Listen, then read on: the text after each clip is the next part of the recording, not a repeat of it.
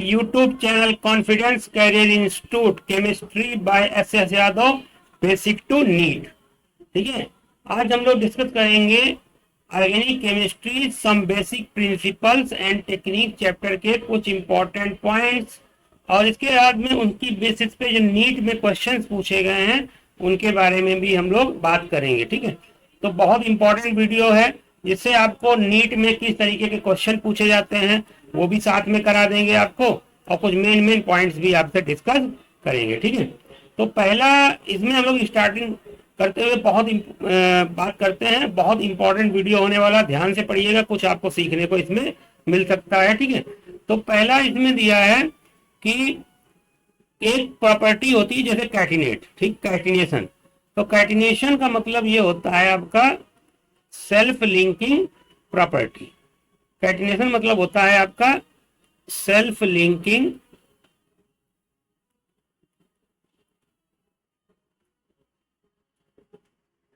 Property. ये सबसे ज्यादा किसमें पाई जाती है भाई?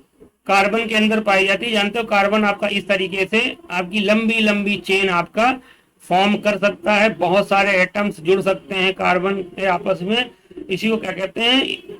कैटिनेशन। ठीक है, बहुत ज्यादा कार्बन एटम के मतलब कितने भी कार्बन एटम के आपस में जुड़ सकते हैं। आप जानते हो डायमंड वगैरह में कार्बन के एटम ही आपस में जुड़े हुए होते हैं। ठीक है, इसी तरीके से कैटिनेशन प्रॉपर्टी आपने सुना होगा सल्फर। सल्फर के एक मॉलिक्यूल में 8 एटम्स हो सकते हैं, फास्फोरस के एक मॉलिक्यूल में 4 एटम्स हो सकते हैं, या पॉलीमेरिक फॉर्म में भी सल्फर होता है जैसे रेड फास्फोरस वगैरह। तो इस तरीके से हम लोग बात करेंगे। तो ये है आपकी कैटिनेशन या सेल्फ लिंकिंग प्रॉपर्टी। अब ये पूछा जाए कि कार्बन के अंदर सबसे ज्यादा कैटिनेशन प्रॉपर्टी भाई क्यों होती है? क्योंकि सीसी बॉन्ड बहुत स्ट्रांग होता है और आपका नॉन पोलर होता है। ठीक है, सीसी बॉन्ड बहुत स्ट्रांग होता है और नॉन पोलर होता है, इसलिए कार्बन के अंदर बहुत ज्यादा कैटिनेशन प्रॉपर्टी पाई जाती है। ठीक है, अगला पॉइंट इसमें दे रखा है ऑर्गेनिक केमिस्ट्री क्या है भाई? तो ऑर्गेनिक केमिस्ट्री मतलब आपका वो कंपाउंड जो प्लांट और एनिमल ओरिजिन के होते हैं उन्हें क्या कहते हैं, उनकी स्टडी को ही क्या कहते हैं? ऑर्गेनिक केमिस्ट्री कहते हैं। जैसे प्लांट से क्या मिलता है? कार्बोहाइड्रेट। अब कहोगे कार्बोहाइड्रेट क्या है?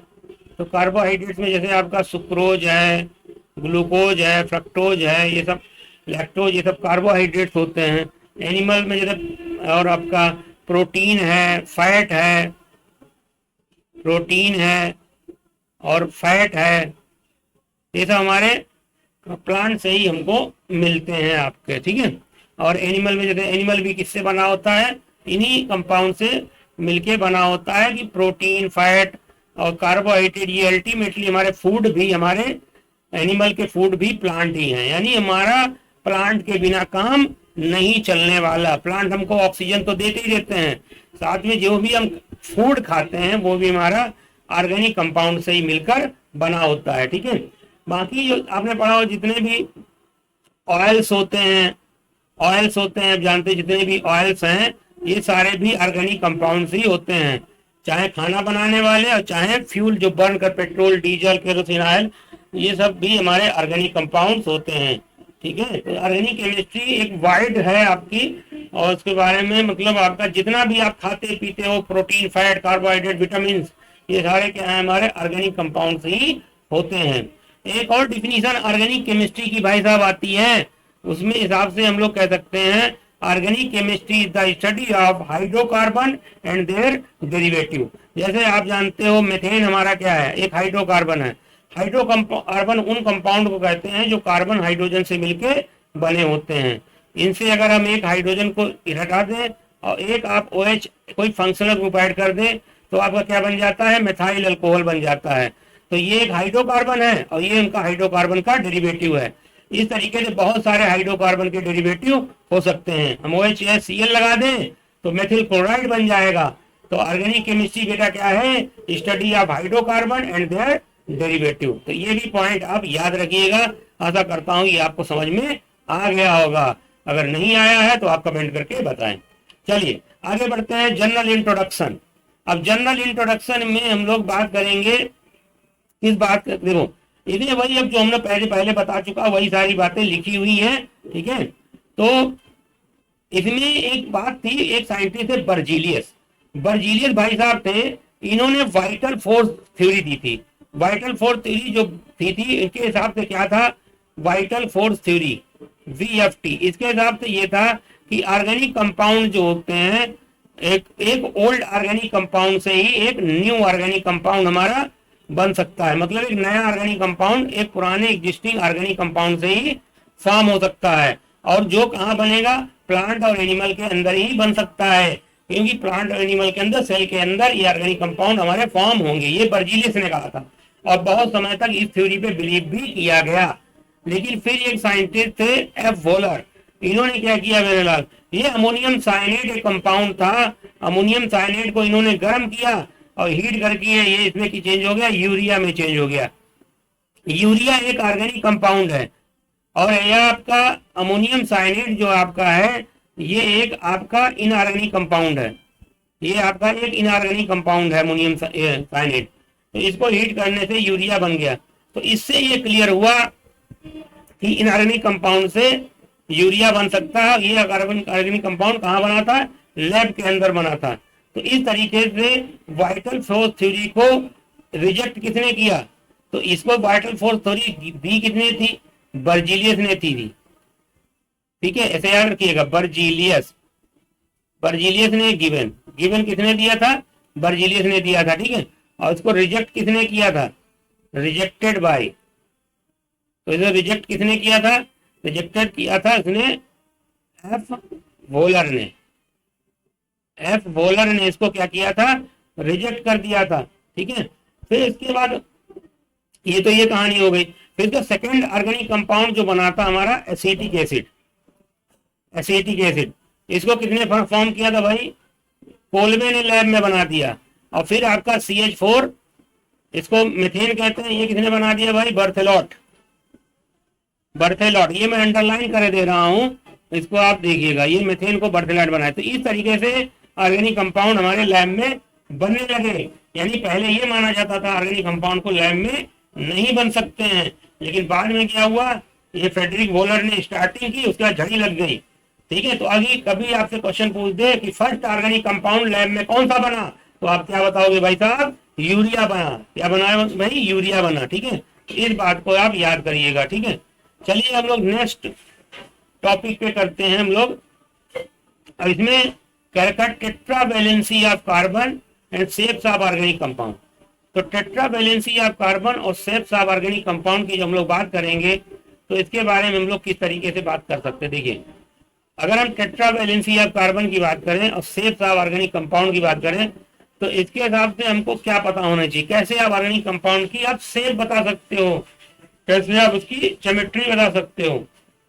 तो पहले तो हम बात करेंगे हाइब्रिडाइजेशन निकालने की, कि कोई ऑर्गेनिक कंपाउंड दिया है तो उसका आप हाइब्रिडाइजेशन कैसे निकालेंगे। ठीक है, कुछ लोग फार्मूला यूज करके निकालते हैं, तो हमको फार्मूला यूज नहीं करना है, हम अपनी ट्रिक से करेंगे, उसकी हेल्प से हम लोग क्या करेंगे, किसी ऑर्गेनिक कंपाउंड का हाइब्रिडाइजेशन आप निकाल सकते हो। देखिए कैसे निकाल सकते हैं, तो याद रखो, अगर मान लो सिग्मा बॉन्ड और प्लस लोन पेयर का सम अगर मान लो आपका कितना आ जाए, sigma bond plus lone pair equal to आपका सम अगर 2 आ जाए तो हाइब्रिडाइजेशन आपका भाई कौन सा होता है, sp होता है। अगर ये 3 आ जाए तो हाइब्रिडाइजेशन आपका भाई आप sp2 होगा। अगर ये आपका 4 आ जाए तो हाइब्रिडाइजेशन आपका भैया sp3 होगा। तो ऑर्गेनिक केमिस्ट्री में sp, sp2, sp3 इतना ही आपका हाइब्रिडाइजेशन जनरली यूज में आता है। तो भाई कैसे निकालते हैं हाइब्रिडाइजेशन, इसके बारे में हम लोग देखे पता करें। तो इसके लिए क्या करना पड़ता है, देखो आपको ये पता होना चाहिए सिग्मा बॉन्ड क्या होता है, ठीक है, लोन पेयर क्या होता है, पाई बॉन्ड क्या होता है। ठीक है, तो चलिए हम लोग इसके बारे में हाइड्रोजन निकालने की कुछ हम लोग प्रैक्टिस करते हैं। जैसे मान लो आप जानते हो ये आपका CH4, CH4 में आप जानते हो हाइड्रोजन आपका मोनोवेलेंट होता है। तो यहाँ देखो 4 है बॉन्ड, तो 4 है और चारों के चारों अगर एक डंडी बनी इसको क्या कहते हैं बेटा, सिंगल बॉन्ड कहते हैं। और अगर सिंगल बॉन्ड है वो, तो सिंगल बॉन्ड मतलब वो सिग्मा बॉन्ड ही आपका होता है। तो ये सिग्मा बॉन्ड है और लोन पेयर यहाँ है नहीं। लोन पेयर भाई क्यों नहीं है, तो कार्बन ग्रुप 14 का एलिमेंट है उसमें 4 ही वैलेंस इलेक्ट्रॉन होते हैं और चारों इलेक्ट्रॉनों ने हाइड्रोजन के साथ शेयरिंग कर लिया, यानी अनशेयर्ड वैलेंस इलेक्ट्रॉन पेयर बचा ही नहीं है। यानी हमारा यहाँ सिग्मा बॉन्ड कितने निकल के आ रहे हैं, तो इसके चारों सिग्मा बॉन्ड निकालने के लिए ऐसे आप चारों 360 डिग्री घूम लो।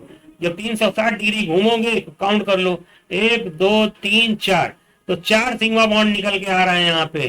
तो sigma bond plus lone pair आपका 0 है और सिग्मा बॉन्ड लोन पेयर सम यहाँ बेटा कितना आ गया 4। तो हाइब्रिडेशन बॉन्ड कौन सा होगा बेटा sp3, कौन सा हो जाएगा आपका sp3 आपका हाइब्रिडेशन हो जाएगा।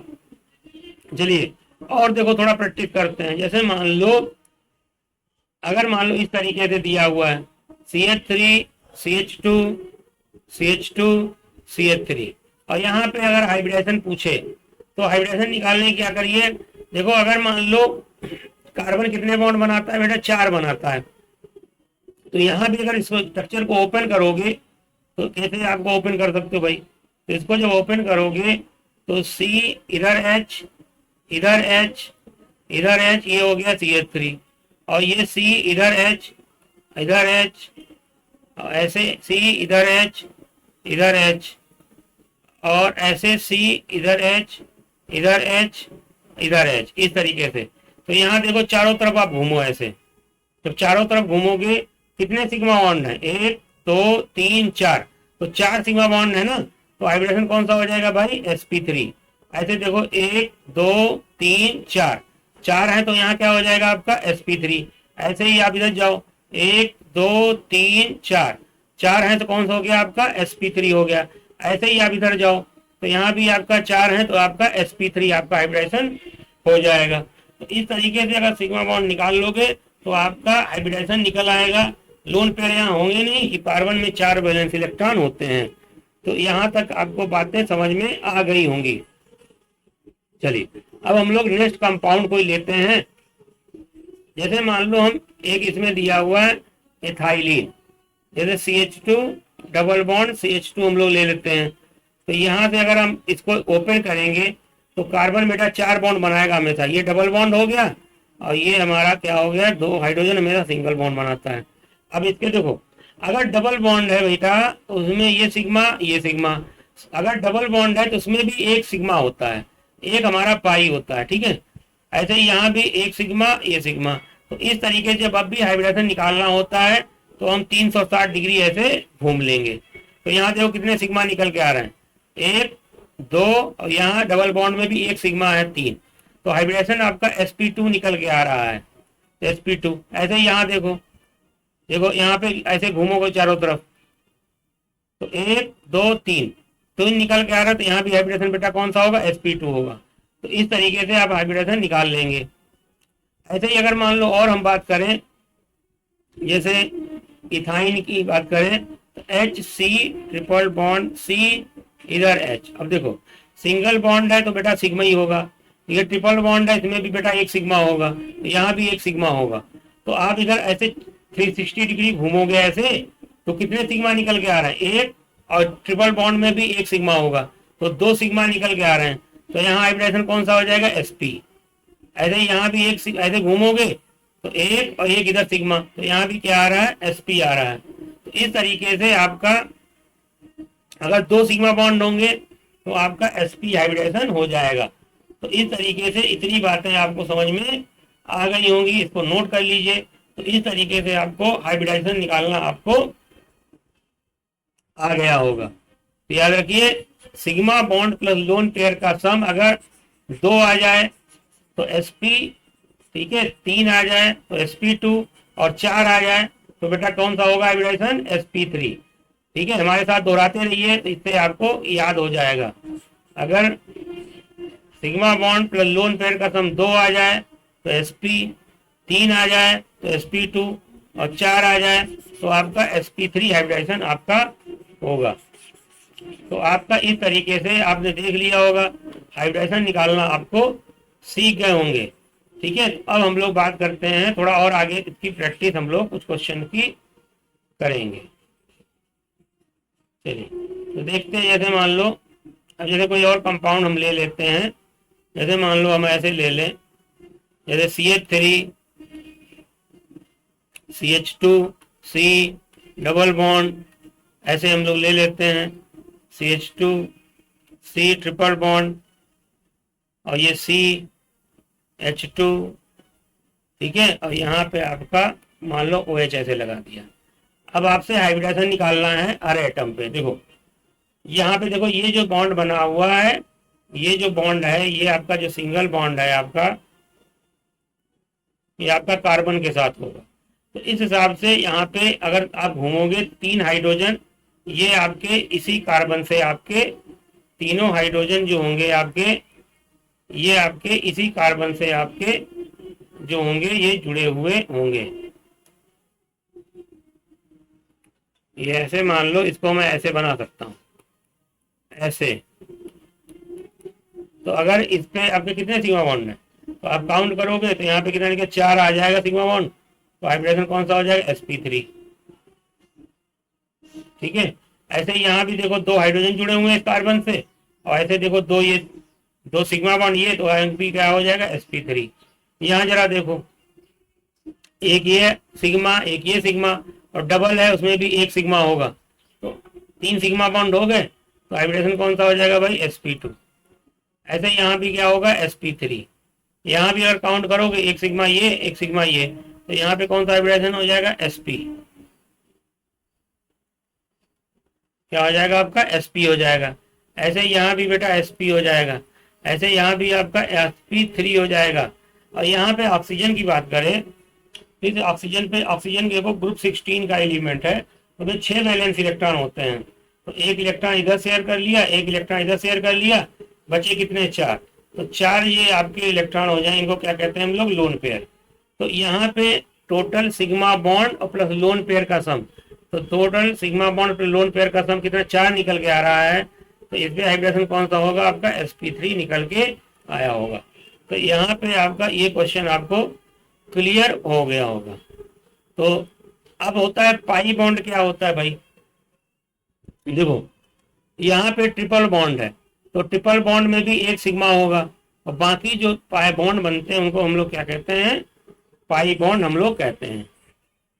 तो सिग्मा बॉन्ड को छोड़ के जो बॉन्ड बचते हैं, ठीक है, तो उसको क्या कहते हैं, पाई बॉन्ड। जैसे डबल बॉन्ड है तो उसमें हमारा क्या होगा, एक सिग्मा एक पाई, और ट्रिपल बॉन्ड अगर है तो उसमें भाई क्या होगा, इसमें एक सिग्मा 2 पाई। तो डबल बॉन्ड में एक सिग्मा एक पाई, और ट्रिपल बॉन्ड में एक सिग्मा 2 पाई आपके होते हैं। तो यहाँ तक आपको हाइब्रिडेशन निकालना आपको आ गया होगा। चलिए अब इसमें हम लोग आगे बात करते हैं, आगे हम लोग बात करेंगे कि शेप कैसे निकालते हैं। तो याद रखना, अगर आपका हाइब्रिडाइजेशन sp निकल के आ जाए, अगर आपका, अगर हाइब्रिडाइजेशन आपका, अगर हाइब्रिडाइजेशन आपका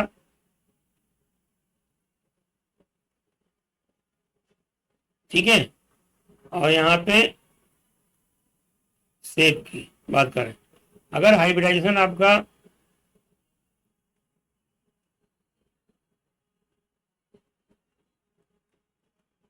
अगर हाइब्रिडाइजेशन आपका निकाल लो, लोन पेयर निकाल लो और शेप निकाल लो। तो अगर हाइब्रिडाइजेशन आपका sp निकल के आ रहा है और लोन पेयर कितना है आपका, 0 है या लोन पेयर है, उससे कोई फर्क नहीं पड़ता। तो अगर मान लो इसमें आपका शेप कैसा होगा, लीनियर। sp हाइब्रिडाइजेशन में लोन पेयर है या नहीं है कोई फर्क नहीं पड़ेगा, ठीक है। अगर हाइब्रिडाइजेशन आपका sp2 निकल के आ रहा है, ठीक है, अगर लोन पेयर आपका 0 है तो शेप हो जाएगी आपकी ट्राइगोनल प्लेनर।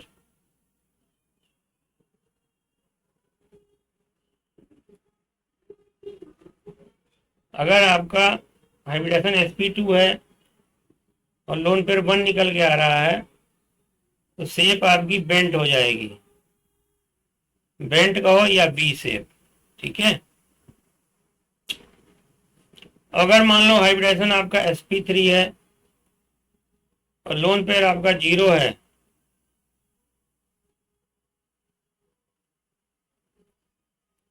तो शेप जो होगी आपकी टेट्राहेड्रल हो जाएगी, ठीक है। अगर आपका हाइब्रिडाइजेशन sp3 है और लोन पेयर 1 है तो आपकी शेप जो हो जाएगी ट्राइगोनल पिरामिडल।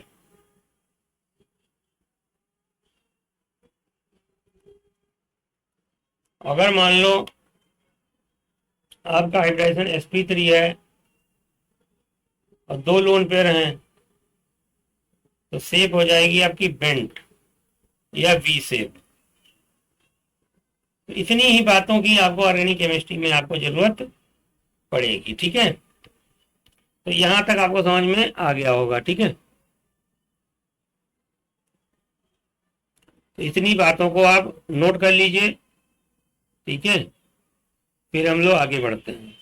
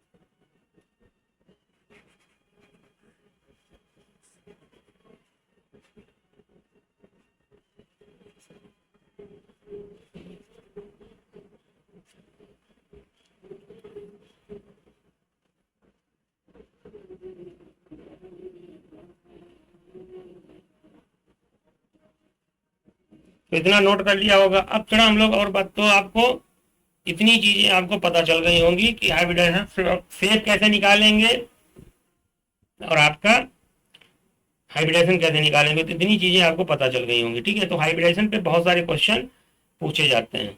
कुछ और बातें आप याद रखिए कि इलेक्ट्रोनिगेटिविटी जो होती है, जब भी आपका हाइब्रिडाइजेशन sp होता है, sp2 होता है और आपका sp3 होता है, तो sp2 में जो s का परसेंटेज होता है, s कैरेक्टर जो होता है ये 50% होता है, इसमें 33.3% होता है और इसमें आपका 25% होता है।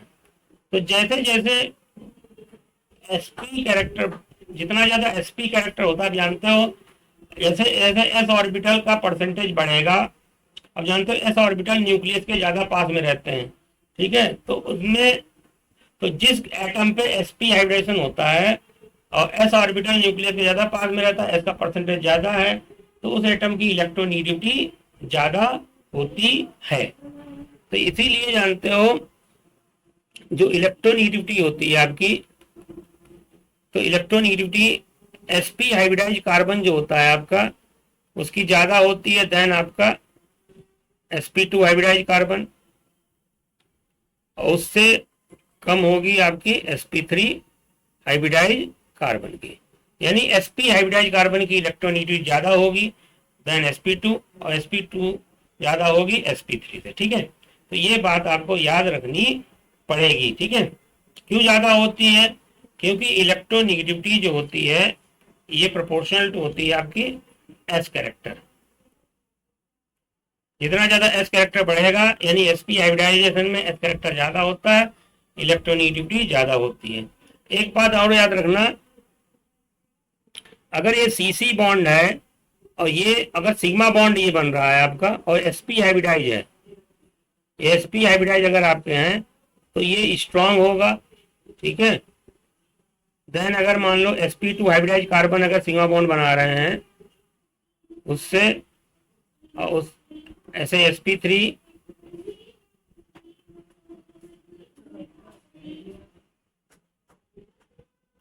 अगर sp3 हाइब्रिडाइज कार्बन आपके बॉन्ड, तो ये चीज लिखी हुई है, यानी जो, क्योंकि sp हाइब्रिडाइज ऑर्बिटल का जो साइज होगा छोटा होगा और बॉन्ड आपका स्ट्रांग बनेगा और उसकी बॉन्ड एंथैल्पी भी ज्यादा होगी। ये बात एनसीईआरटी में इस पैराग्राफ में दे रखी है, उसको आप पढ़ लीजिएगा, ठीक है। फिर इसमें दे रखा है, अगला टॉपिक है some important characteristics of features of pi bond. Feature pi bond के फीचर क्या होते हैं भाई, देखो जैसे ये आपका मान लो इथाइन है, एथिलीन है, या इसको इथीन कहते हैं, इसमें ये डबल बॉन्ड है, तो ए डबल बॉन्ड है। तो इसको अगर आप ध्यान से देखेंगे तो इसमें देखो ये सिग्मा बॉन्ड है, ये सिग्मा बॉन्ड है, इसमें एक सिग्मा है एक पाई है। तो डबल बॉन्ड होता है तो उसमें एक सिग्मा एक पाई होता है, ठीक है। चलो अब इसमें होता क्या है, जैसे जो डबल बॉन्ड होता है इसमें ये पाई बॉन्ड कैसे बनता है, इसको मैं और थोड़ा एक्सप्लेन करता हूं। जैसे सी और ये सिंगल बॉन्ड ऐसे दिखा दिया हूं, ये मैंने सारे सिग्मा बॉन्ड आपको दिखा दिए, पाई बॉन्ड को हमने नहीं दिखाया मान लो। अब जानते हो पाई बॉन्ड कैसे बनता है, ये जो पाई बॉन्ड बना है ये पाई बॉन्ड लैटरल ओवरलैपिंग से बनता है। ये मान लो एक इसका पी ऑर्बिटल है और ये मान लो इसका एक पी ऑर्बिटल है, ये पी ऑर्बिटल की लैटरल ओवरलैपिंग से पाई बॉन्ड बनता है। इसको और ज्यादा एक्सप्लेन करेंगे तो ये इस तरीके से आपका जो पाई बॉन्ड होता है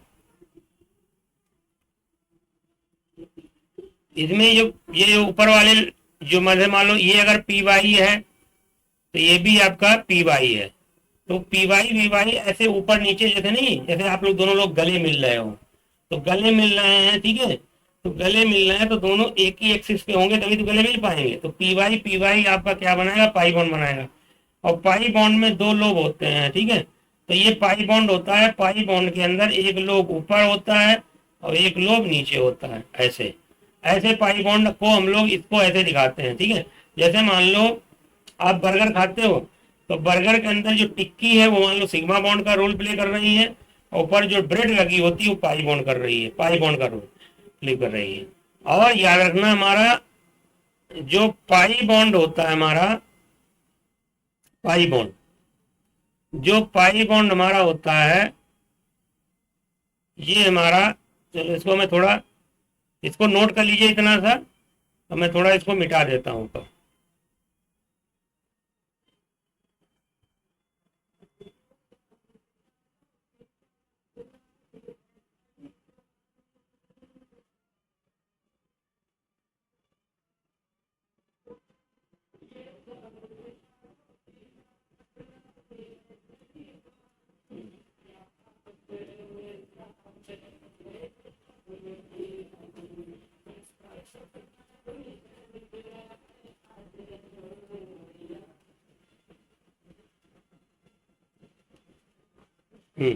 जो पाई बॉन्ड होता है हमारा ये एक हमारा लूज होता है, ठीक है, लूज कहो या इसको वीक कहो, ठीक है, इजीली ब्रेक हो जाता है,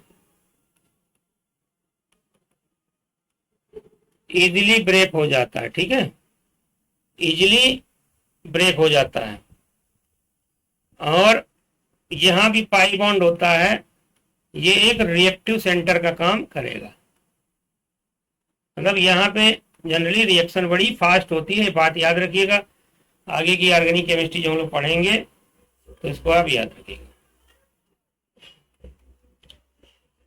और पाई बॉन्ड बहुत लूज होता है, आज कुछ पेन नहीं बेटा काम कर रहा है सही से, और ये रिएक्टिव सेंटर का काम करेगा और ये आपका as a source of electron work करता है, ये सोर्स ऑफ इलेक्ट्रॉन का वर्क आपका करेगा, ठीक है, इतनी बात याद रखिएगा, ठीक है। तो दूसरी चीज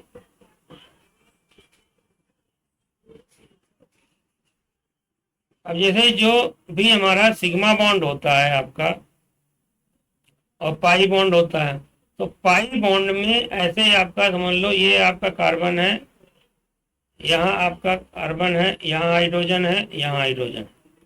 तो इसमें पाई बॉन्ड में आपका ऐसे अगर रोटेशन की बात करेंगे तो पाई बॉन्ड के अलावा ये डबल बॉन्ड होता है तो ये ब्रेक हो सकता है। तो पाई बॉन्ड में फ्री रोटेशन पॉसिबल नहीं होता है, फ्री रोटेशन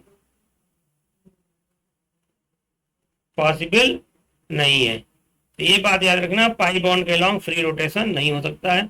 चलो मेन पॉइंट हमने डिस्कस कर लिए हैं। अब इसके हम लोग क्वेश्चन की कुछ बात करते हैं, ठीक है। तो हम लोग क्वेश्चन की बात करेंगे।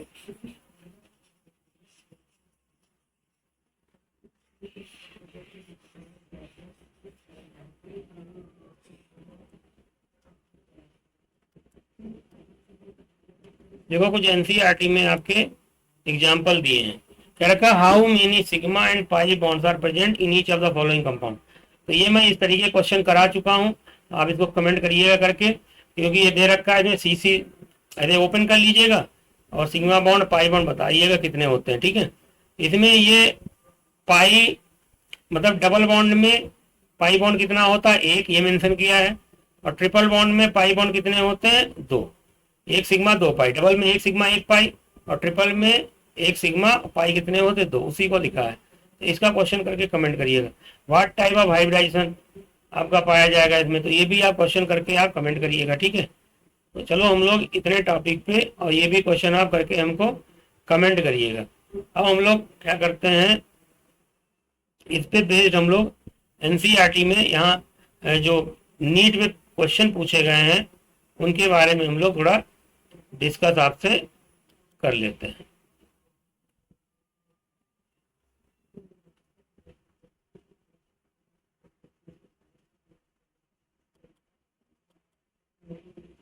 चलिए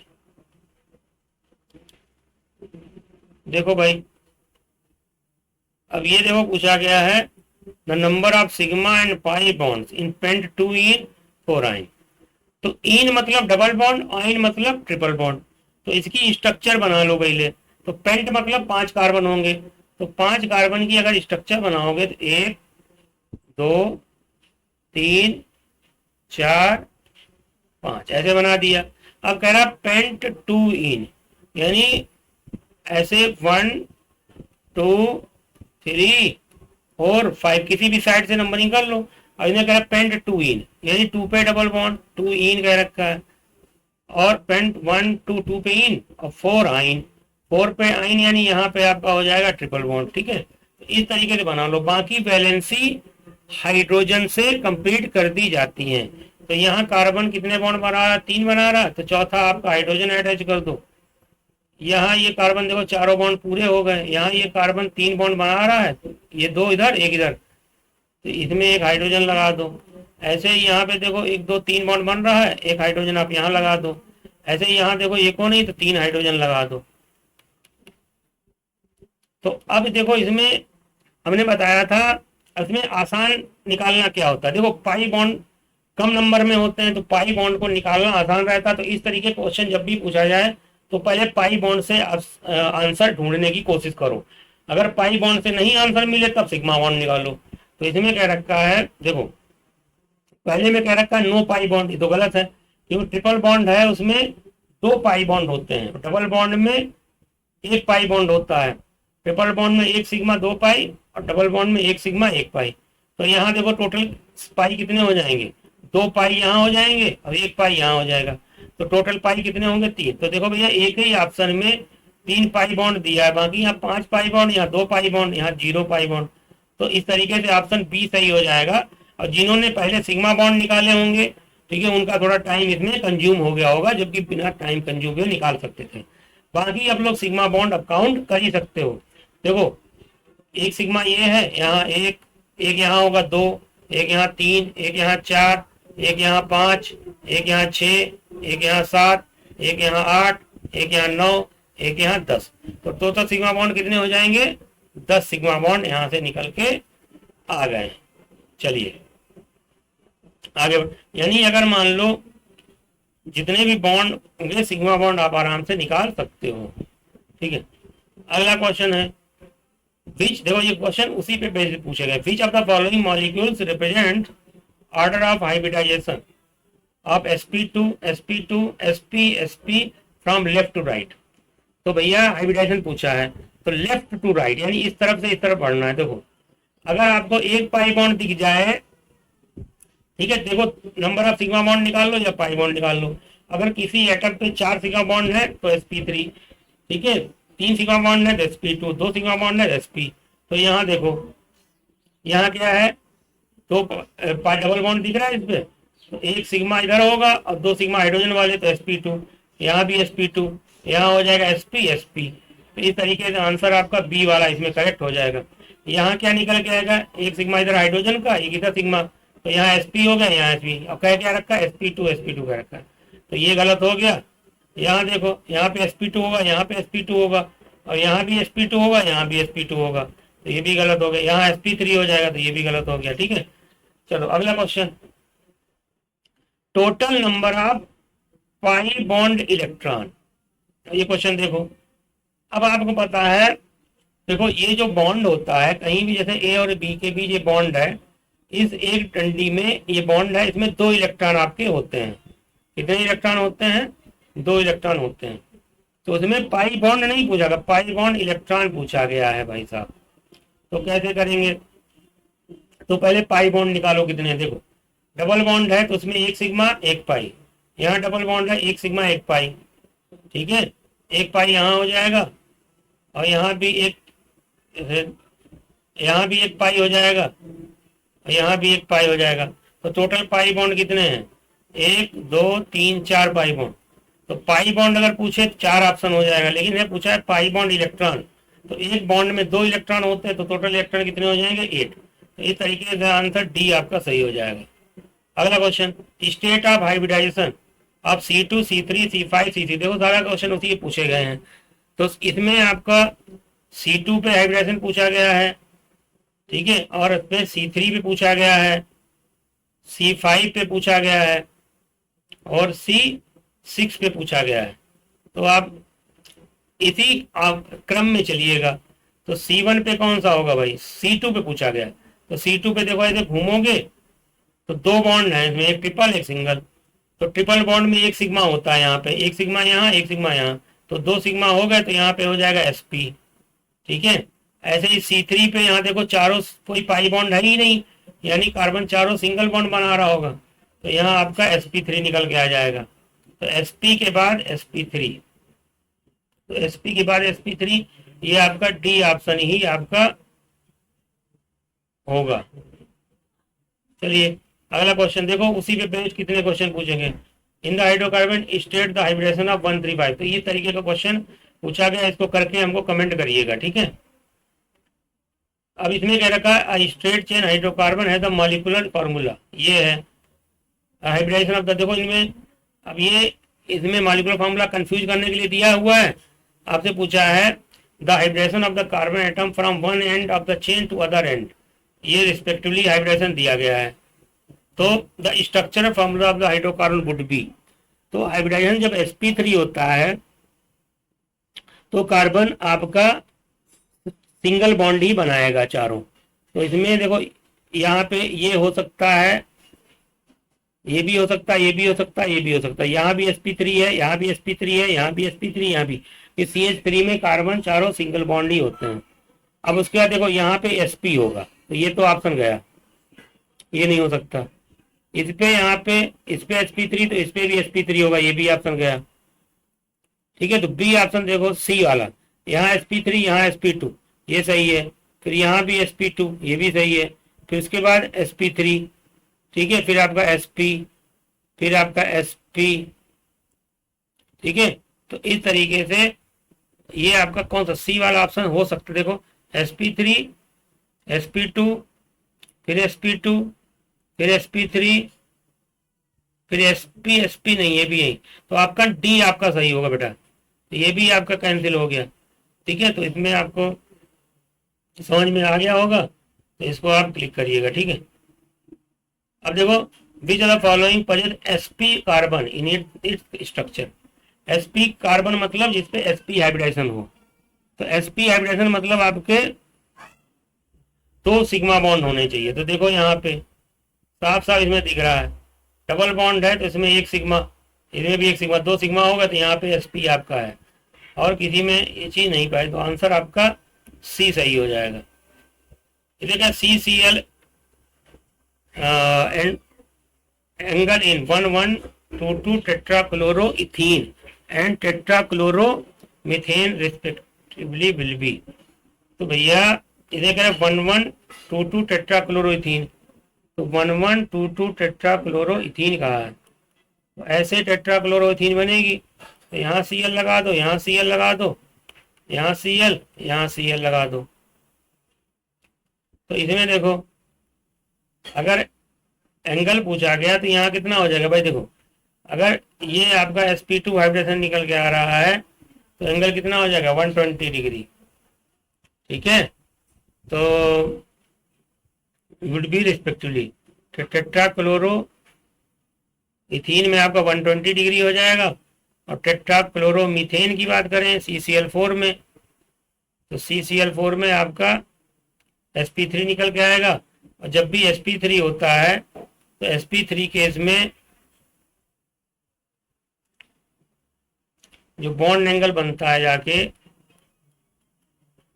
तो ये बॉन्ड एंगल 109 डिग्री 28 मिनट का होता है। तो आंसर आपका ये ए हो जाएगा।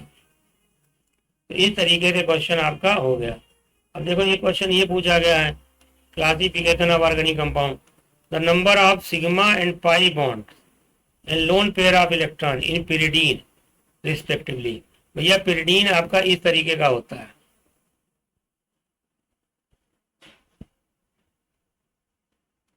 ये नाइट्रोजन होता है, यहाँ pi bond, single bond pi bond, इस तरीके से पिरिडीन होता है। तो number of sigma and pi bond हमने बताया, पहले पाई बॉन्ड निकालो, 3 पाई बॉन्ड है, sigma bond pi bond, sigma bond, तो पाई बॉन्ड 3 होने चाहिए। तो इसमें देखो यहाँ पे सिग्मा बॉन्ड 12 दिए, पाई बॉन्ड 3 दिए, यहाँ सिग्मा बॉन्ड 11 दिए, पाई बॉन्ड 3 दिए। तो इन्हीं दोनों में से कोई आपका ऑप्शन ए या डी में से कोई होगा।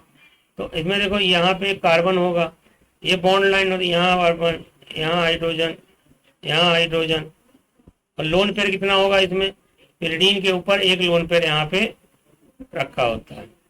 तो आपका लोन पेयर कितना होना चाहिए 1।